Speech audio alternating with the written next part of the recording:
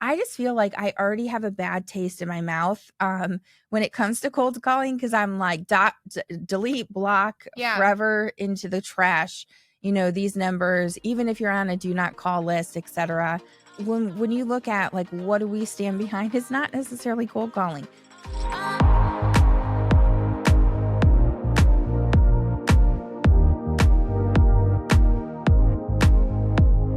Hey guys, welcome back to Real Estateable, your go-to podcast for raw, real, and relevant information in the real estate world.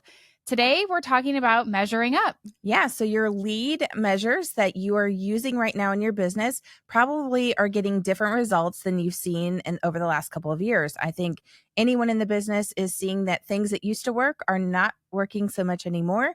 And surprisingly, some things that may have worked in the past are getting results. So that's what we're going to dive into during this episode. All right, give it a listen. So let's dive right in and really let's talk about the reality of things that were just your go-to actions, getting results year after year are all of a sudden just dried up and not working so much anymore. Yeah, I think too, this has a lot of factors that are contributing to this, but I think that social media is something that a lot of agents are either having great success with or not so much. Yeah. Yeah. Well, and it's hard to know. I feel like we have just come off of such a high, and it's really hard to know where you should be putting your time and your effort because, what used to 10% used to get you 1,000% in results, and now 1,000% of effort might be getting you 10% of results. And so wanting to make sure that you're being conscious of those activities, the results that are coming from them, really to make sure that you're using highest and best use of your time. Yeah. So let's talk about a book I feel like, has been helpful in directing the sales and figuring out where I should be leading the ship. So 40X, 4 Disciplines of Execution. It's not just a real estate book, but it really has a lot to do with lead measures and lag measures, measuring your successes and tracking what is actually working for you. So let's break it down. What are you doing right now that is helping you understand what needs to be happening and then the results for those? Well, I think tracking is going to be your best friend for this scenario. So it's hard to say what's actually working if you don't know what you've tried, how long you tried it for, and what the result was. So step one is going to just be either to continue to measure what you're trying or start measuring so you're not wasting money on marketing or wasting time on cold calling or door knocking, whatever it may be. You want to make sure that that's working. So if you're not getting business from door knocking, then maybe you shouldn't spend your time doing that.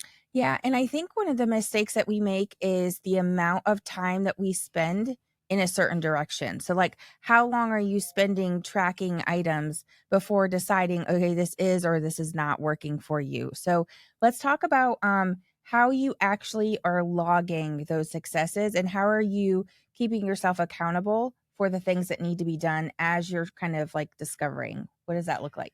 So in my CRM, I am putting where my business is coming from. So if you are, and it doesn't even necessarily have to be that you're closing a transaction. It's kind of like, how did you get into my CRM? How did you get on my spreadsheet? So you could be, a parent of my kids, friends, or it could be a past client or whatever it may be.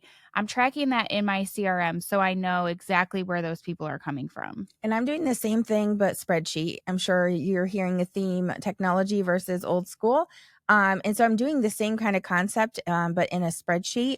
And like Ashley said, it's not just about those people that you're closing business with, but where are those conversations? Where's the relationship building happening? Where is your sphere and your circle starting to expand from? So super important to talk through and kind of dissect the list that you have, go back to like the very beginning and figure out where were those people added, from the get-go. So one good thing about 40X, the book, if you there's a formula, right? Mm-hmm. So if you put what your goals are, if it's a monetary goal, if it's a closing goal, it's going to help you break down and kind of tell you exactly what you need to do. Yeah. Based on your goals. Yeah, and so that's what we've done. We have done this prior to really the lull that everyone's seeing right now. We have looked to see, okay, what are all of the things that we can be doing that are going to help us return results, add people to our spreadsheet, add people to the CRM, and then ultimately close more deals, right? And so we're going to go through. We're going to break down what are some lead measures that you could be doing to um, track successes. So let's talk about what is one of the first things that you're doing on a weekly basis. So I'm trying to add people to my spreadsheet. Mhm. So again, it doesn't matter where I've met you or how we've come in contact. I'm trying to add at least 5 people to my spreadsheet per week. Yeah. I Yep. want I want to add 5 people. And again, it could be anyone as long as you have their contact information, it counts. Yes, yeah, for sure. And I think that was your we've talked about, creating a foundation in previous episodes, going through your phone, through your social media, through your circle of people with, kids activities or social groups that you're in, etc. This is not so much the housekeeping of this. This is expanding and growing outside of those things that you already have. So you're going to have to really think and create those people that you're adding as you're expanding on a weekly basis. So a good goal to start with is about 5 people. Mhm. The more that you're looking for results, obviously the more that you're wanting to see in that weekly. Outside of adding people, you need to have real estate conversations. We've been talking a super in-depth amount of conversations need to be had, because the more you're talking with people, the more that you're actually going to see the results of contracts, the more that you're actually having phone conversations, coffee meetings, even texts that are conversations, not, unilateral check-ins, but it's a back and forth, really doing status checks on everyone that you have in your CRM. Doing that, you're probably going to need to do, I mean, I would say 20, 30, 40. I mean, it's a lot of conversations you should be having a week, depending on the results that you're looking for. But I would say at minimum, you're probably about 30 conversations that need to be happening in order to see results. Yeah, and one thing that I do is I'll scroll in my text messages like all the way to the bottom and just see who I haven't talked to in a while. That's a good way to get a conversation. And then my other tip that I like to do is our MLS, you can set people up on auto notify, so they're getting listings all the time from you. Going through that list and checking in with those people. Hey, are you still thinking about buying? Are you still looking for, a 3 bedroom or whatever it may be? Um, that's a good way to get your real estate conversations in and follow up in at the same time. Well, and I think that, starting the conversation about like, how is Johnny doing in Hmm. school this year, et cetera, a personal start to a conversation needs to lead to a real estate conversation, really, for this to count, for it to be measurable. So checking in and talking shop with another dance mom, doesn't really count. It needs to circle around Hmm. in order to have those real estate conversations. So, not every conversation that you start, naturally, is going to lead to that. So make sure that you're being honest with yourself in tracking this, because this is probably, really, when you look at it, one of the largest things you should be doing on a weekly basis. And really, your only competition in this is yourself, and you're only cheating yourself out if it's not a true real estate Hmm. conversation. So measuring back on a 12 to 15 transaction a year goal, about 30 conversations is what you should be having, real estate related, a week. Get to talking. Yeah. For And sure. I feel like it's easy to wrap a conversation around to real estate Oh yeah. because people are always interested in it.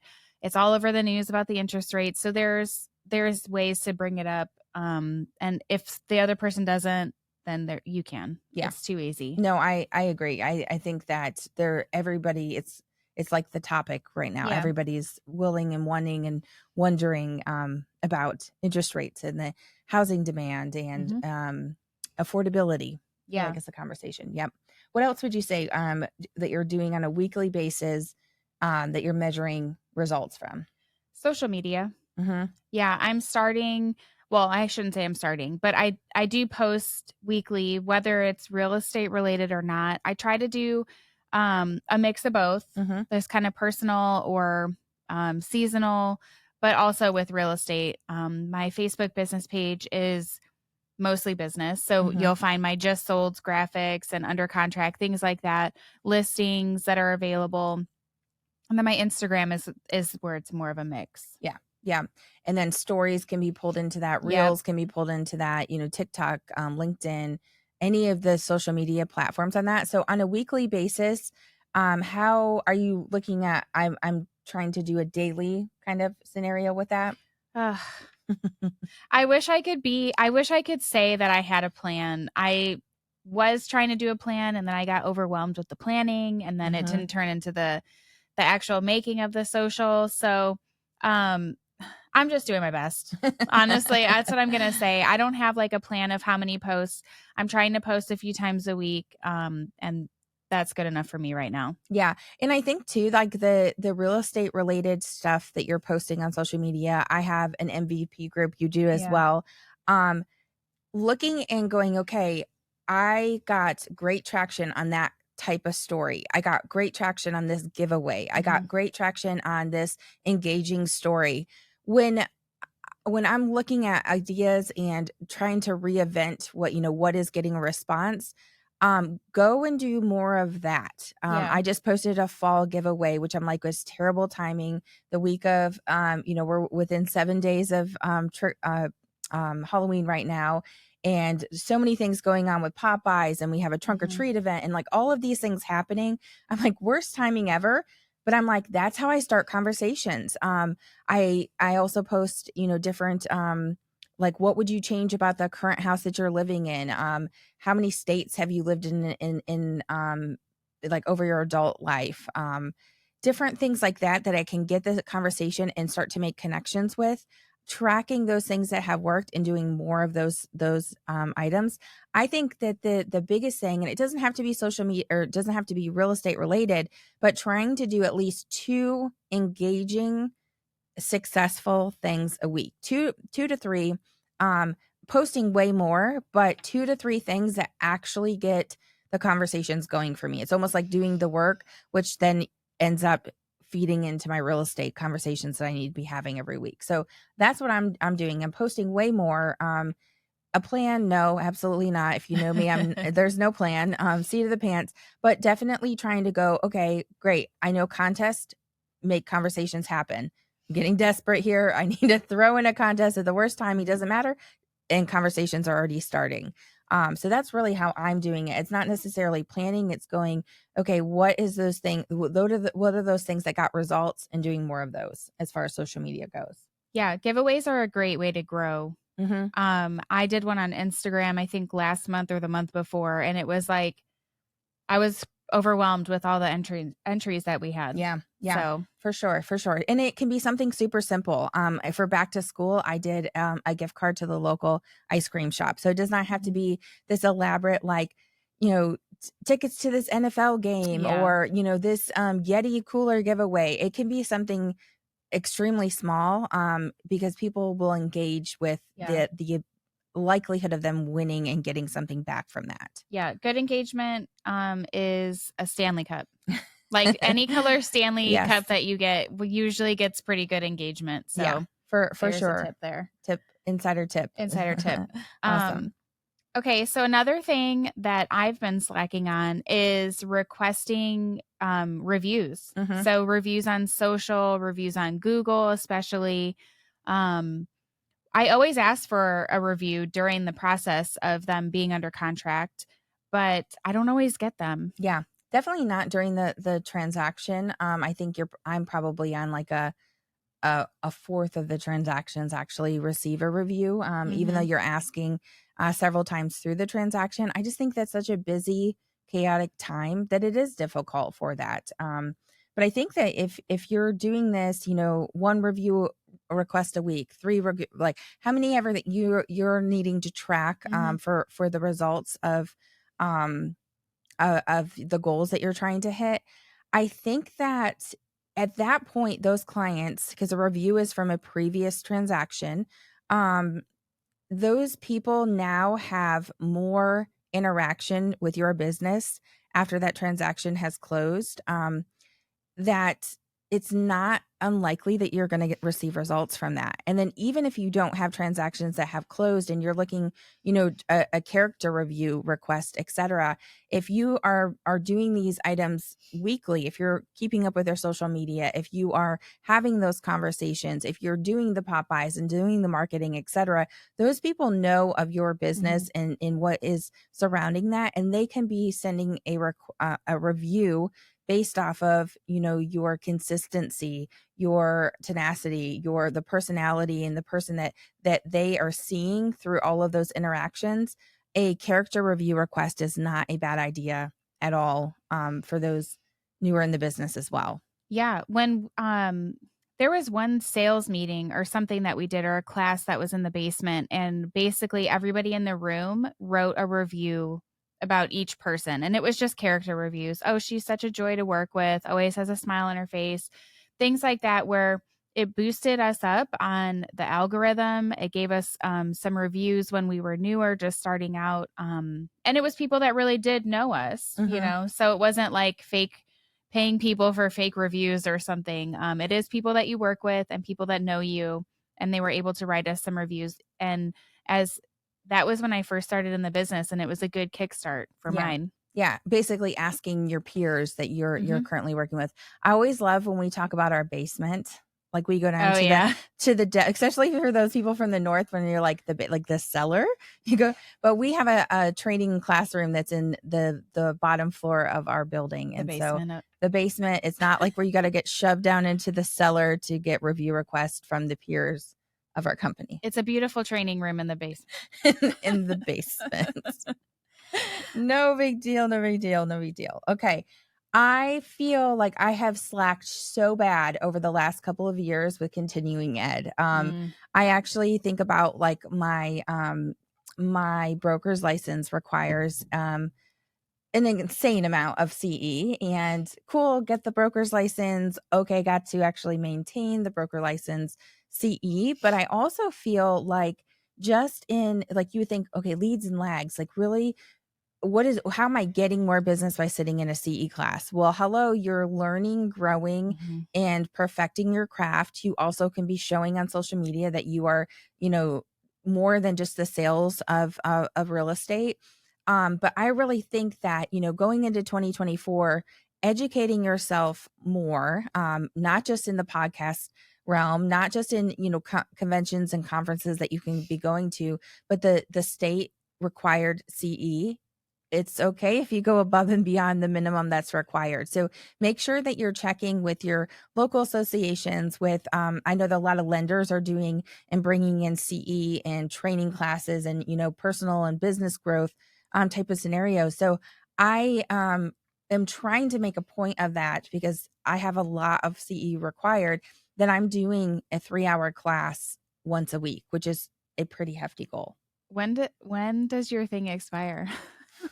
We're When not talking do about you that. have to do it by December 31st? I I Yes, the answer is yes. Okay.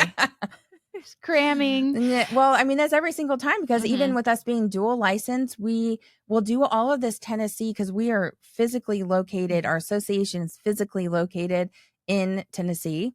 So we'll do all of these things by nature. Like everything that I'm doing right now is Tennessee based. And then all of a sudden, which it's two different timelines of what's due for Tennessee and what's due for Kentucky, all of the sudden, we're like, oh my gosh, that's due in a week. Oh, yeah. Yeah, every I've time. I've done more CE hours on New Year's Eve than Oh yeah, I can for sure, count. for sure. Kentucky is due on New Year's Eve. I don't think my broker requirement is due um December 31st, but I probably should check on that. Yeah, for sure. But being a little bit more proactive than reactive to CE, which I know every single one of us can attest to.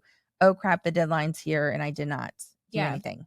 Yeah, and we try to give a lot of book options too. I know we drive a lot, so I use Audible, where you can download books and they read it to you. So Mhm. it's not as boring as it sounds. Sometimes the reader is more animated than others, but I think it's a great way to listen to a book and actually, if you don't have time to read, it's a good way to get it in and you can learn something for sure. Well, and I think you can start if you have not read Four Disciplines of Execution, or if you've read it previously, and obviously we're just kind of heading into a new wave.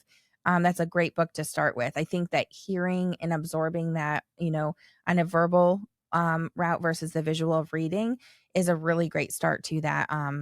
Obviously, I think results can come from that for sure. Yeah. And I know I feel like Tiffany, like, I don't know. I don't know how I'm going to explain this, but when we were on the plane back from Omaha, Yes. I listened to a whole book and I was like sweating, taking notes. I was like, "Oh my gosh, I love every single second of it." And Yeah, I'm a nerd. I left my checklist on the plane. Yeah. Yeah, she sure did. Two totally different people. I'm like, "We have an hour and a half a flight. We can work. We can get so much stuff in." I did too, and then I left all that work on the plane.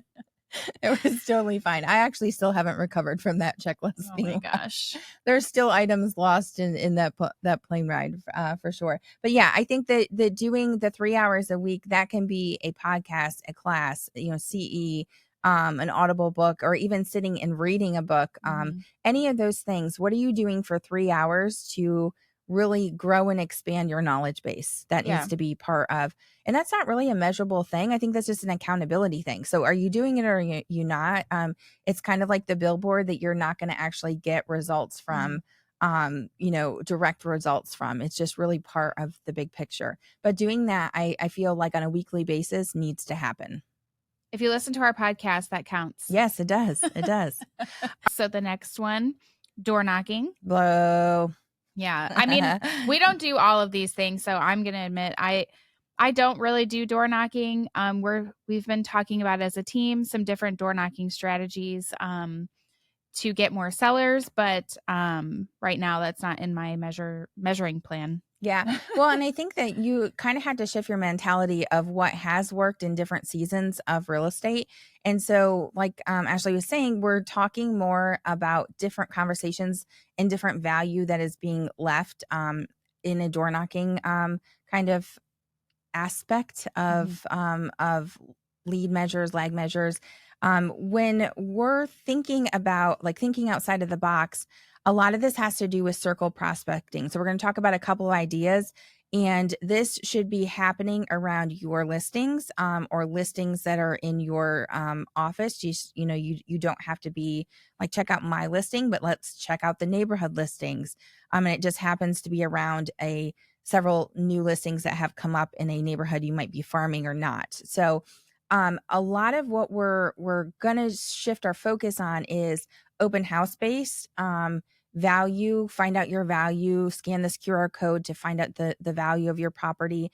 And then we're also talking about doing something additional for the 5 houses to the left and right and the 10 houses across the street from your new listings. And so with that, I would not necessarily think of the door knocking concept as knock, knock, who's there? Do you want to sell your house? Are you ready to buy? It does not need to be that monotonous tone of that.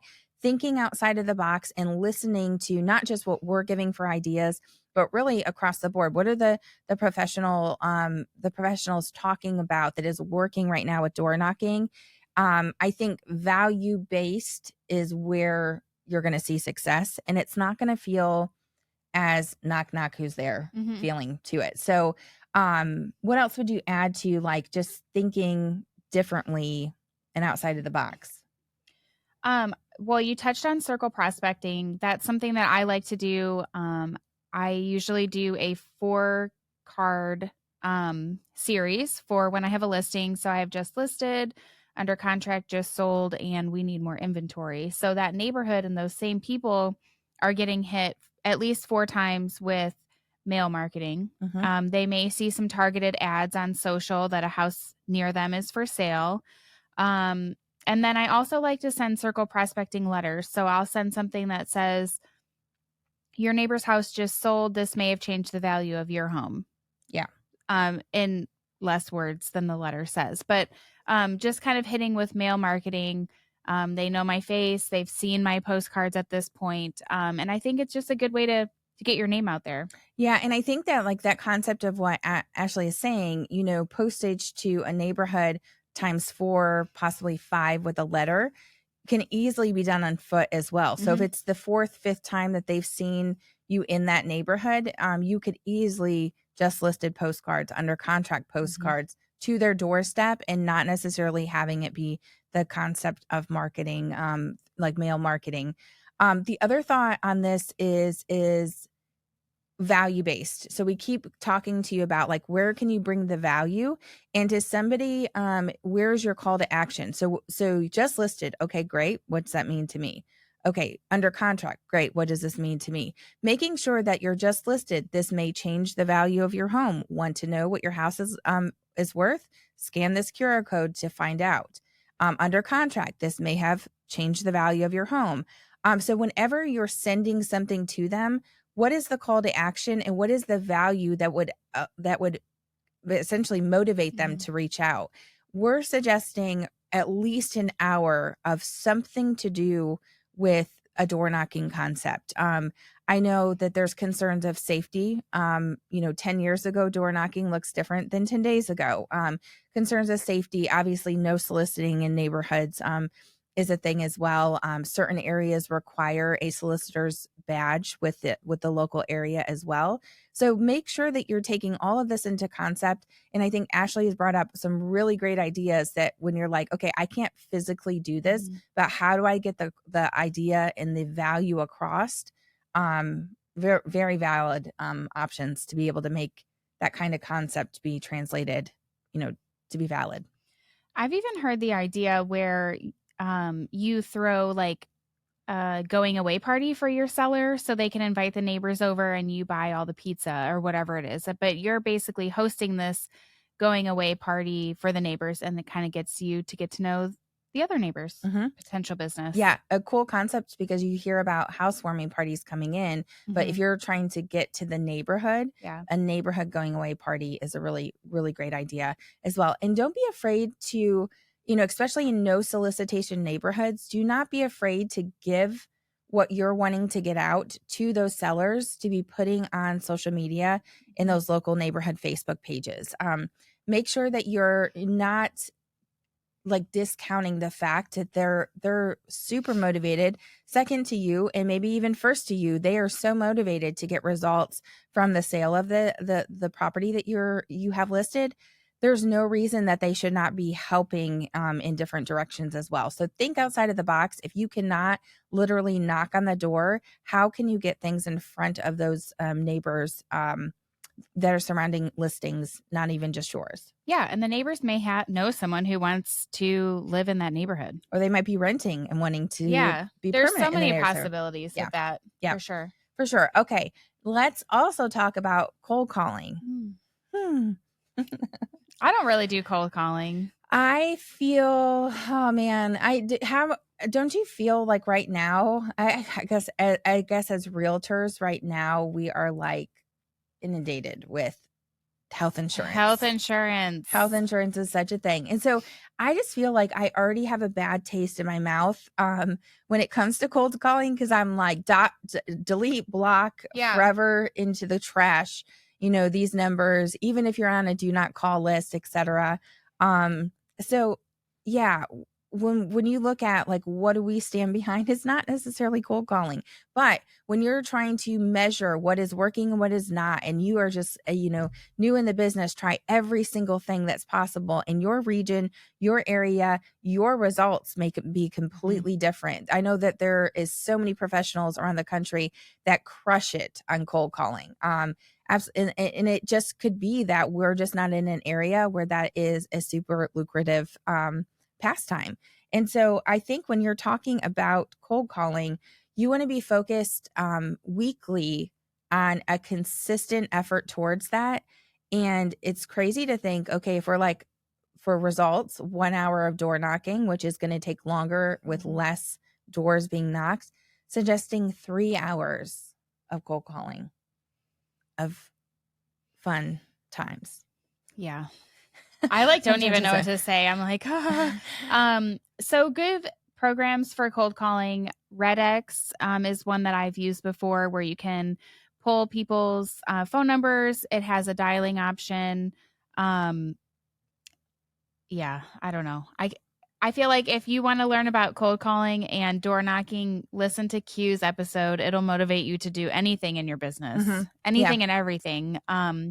He is amazing at door knocking and cold calling. Yeah, and I think that that you have to believe in whatever Mhm, you're doing. And we're not suggesting like obviously we've already suggested, enough for about 16 people to do in 1 week. When we're mhm. looking at this, you need to be picking 4 to 5 things that you're doing consistently to measure results.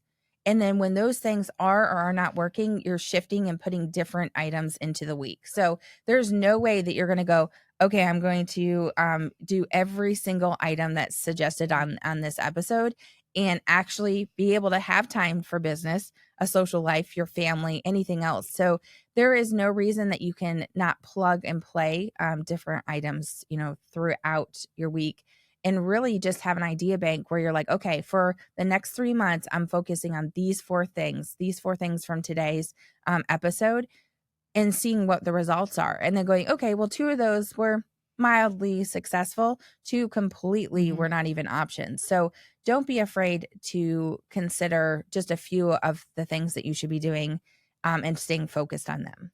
But make sure you try it out long enough to determine if it works or not. So don't try 3 hours of cold calling this week and, "Oh, I didn't get anything from it." Okay, well, you need to try longer than the 3 hours. Yeah. So making sure that you're tracking what you're doing, what the results are, and then you can decide moving forward what you're going to continue to do and what is the best source of business and the best use of your time based on the results. Well, and I'm concerned, like if you guys have not measured results in your your business before, and I, just suggested the next 3 months, which are probably the worst 3 months to measure results, Yeah. out of the year. Fourth quarter is not a great time to get a consumer motivated if they're not already thinking about that.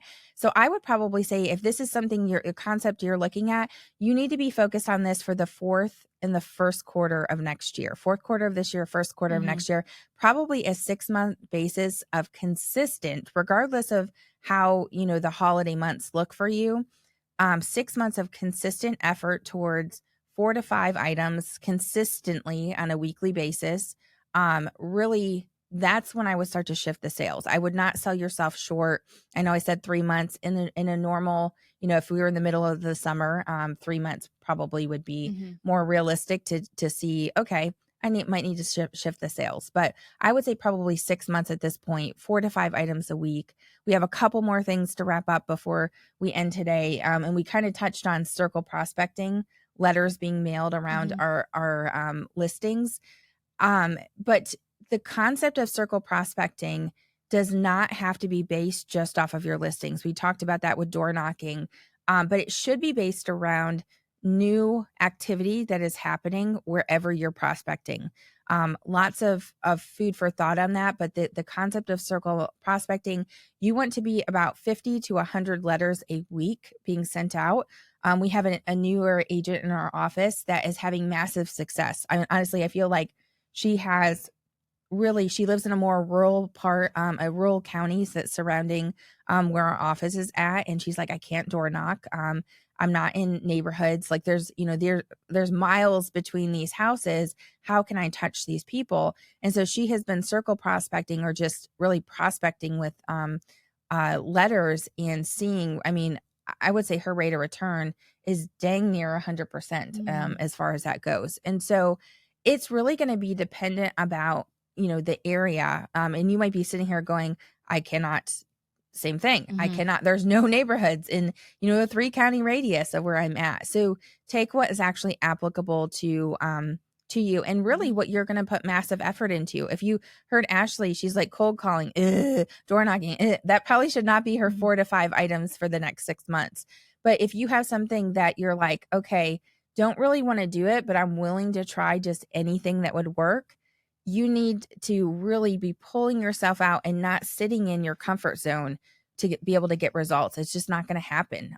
Unfortunately, I feel like that sale has passed, and you're going to have to get out of your comfort zone, and you're going to have to put more effort, in able to see less results than you normally are.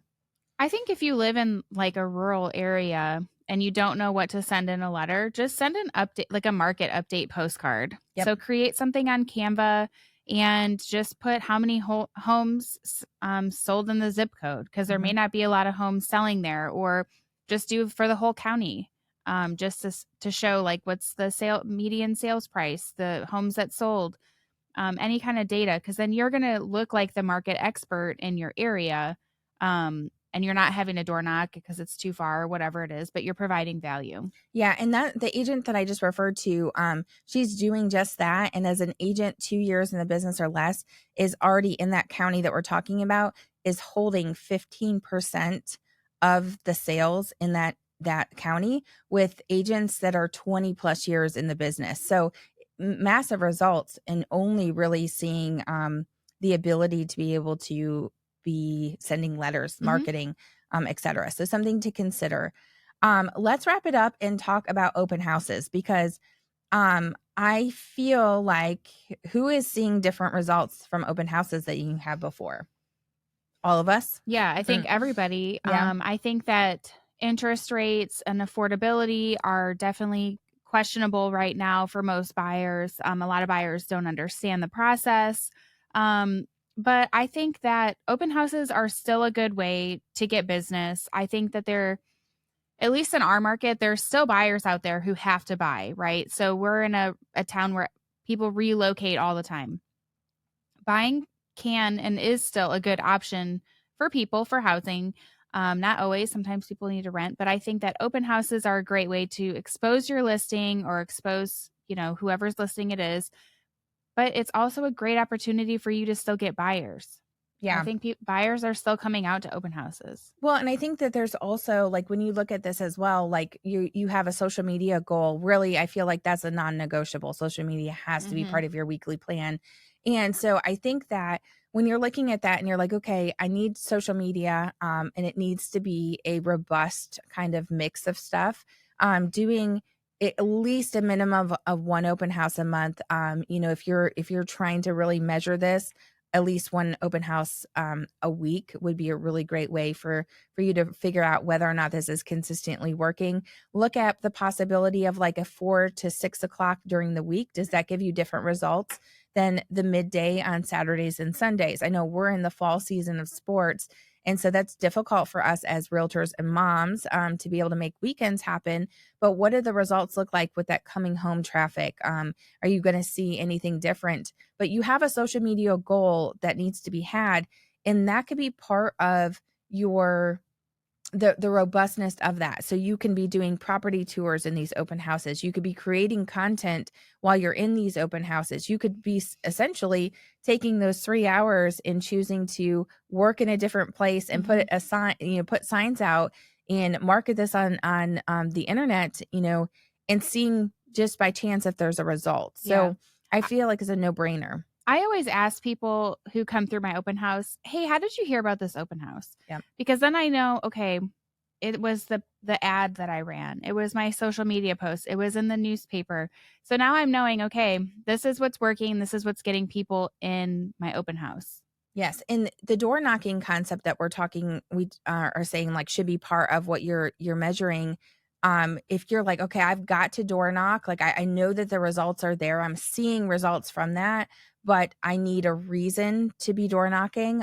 Open houses and door knocking around those open houses is an awesome idea as well. So tons of things, tons Yeah. of different things. I feel like there is no reason that you should be sitting idle as an agent right now and not really getting creative and figuring out what is actually going to work now, because you've been doing these things. Something has been yielding results for Mhm. you over the last couple of years. The problem is now is that it's almost like the symptom um is a little bit more obvious, based off of what you're actually doing to keep your business healthy right now. So think about that. Think about, okay, how do I remain healthy in business? What are those things that I should be doing? How should I be exercising my business on a weekly basis to be able to get results and stay symptom free? Yeah. I think that wraps it up. All right. Awesome, guys. Thanks for listening today. We will see you guys next time. What a great episode today. Just really idea banking a ton of things that we should be doing. There's no reason we should not be seeing some type of result if we really stay focused. 4 to 5 items. So, what was your biggest takeaway from today? I think I've kind of slacked a little bit on the actual measurements. So Hmm. I think that like I haven't been measuring, how many conversations am I having? Am I even close to what I think I should be at? Am I actually adding those people into my spreadsheet every week? So just trying to count and measure and know, okay, I've done, X in my CRM and I've had this many ish conversations. I think those would be the hardest things. That would be the hardest to measure. Well, I think you have to basically grade yourself, right? So we're Hmm. not in school where someone is telling us, even though the market is telling us how well we're doing. So I think that getting back to the basics as far as that goes and making sure that you're being conscious and consistent. And if you have a weekly goal, there's no reason that you cannot be breaking it down into a daily, Yeah. attainable goal. And the other part of that is I need to be, when I'm looking at this, okay, I have these 5 things that need to be happening with this amount of hours, activities, etcetera. I need to be planning that through the week. Yeah. So Sunday when I'm sitting down and I have a goal for the week, where the heck is that fitting into my schedule? Time blocking, putting, door knocking onto the schedule, putting those mail outs, doing the social media. Really, if you know what needs to be done, plan for success, sit down Sunday and map that out into your week. Tracking it will be so much more easy if you're like, okay, I know Monday I wrapped up all of those 25 conversations I needed to have. Okay, Tuesday evening I did that open house, and Wednesday I focused and I scheduled out social media for the next 7 days. Hmm. That would be my kind of call to action to myself. It's like, okay, I can do those activities, but if I'm not planning a plan, then I'm planning to fail. Yeah. Yeah. All right, guys. Well, if you found this helpful, make sure you share it with a friend. Give us a 5-star review, and you can find us everywhere on social. We will see you next time on Real Estateable.